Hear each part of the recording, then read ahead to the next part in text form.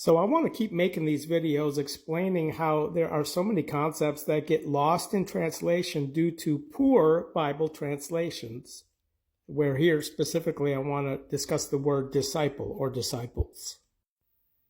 And if you're using Blue Letter Bible and you look up the word translated disciple, you see there's about 269 occurrences. That's a lot. And it's from, here is the noun form of the word mathetes.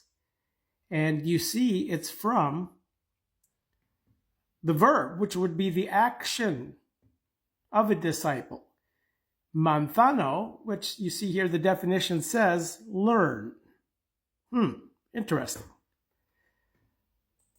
And if we come back here to the noun, mathetes, which is basically the thing, okay? The verb is the action, the noun is the thing. You see in the definition it says a learner. So why are they translating it disciple? What does this word even mean when the reader reads it and thinks about it? Somebody who's disciplined? Not necessarily. It's just referring to someone who is learning, a learning one. We'll consider the first occurrence of this singular in Matthew 10:24. A disciple is not above his master. Where if you look at the Devar translation, you see it's translated very differently. It says a learning one, disciple, mathetes. Because remember, the verb is to learn. So the thing would be a learning one.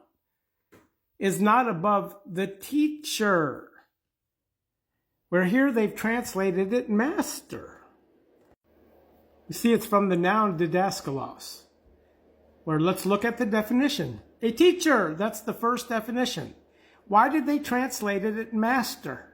So the problem with translating the noun mathetes, G3101, as disciple is it's not really defining what it is. Translating it according to the simple definition is more revealing. It's about learning in contrast to teacher.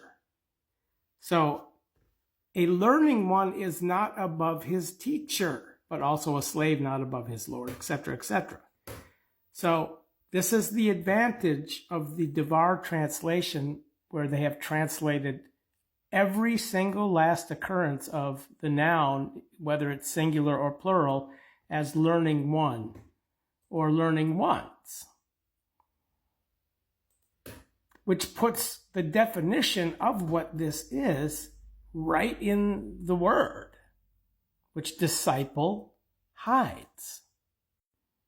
Where something else that I find interesting, which is kind of a side note, is that this Greek word, out of all 386 occurrences, which are singular or plural, are only found in the four Gospels and Acts.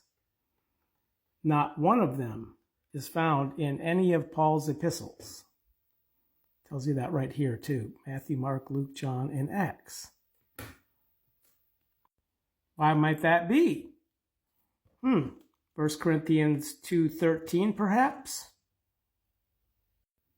But anyway, as always, if you are interested in the best English translation in the world, watch my video 090 where I talk a little bit about this translation, the Devar. Don't confuse this with the Darby. Devar in Hebrew means word, where in the comment section, you just click the video and just scan some of these comments down here. You see right, sorry about that. Here is the passcode and the link, which you have to copy and paste into a browser to go to the High Drive file share site, where the files for Mac, PC, and Android live. You download those to your device or devices and then install from your device.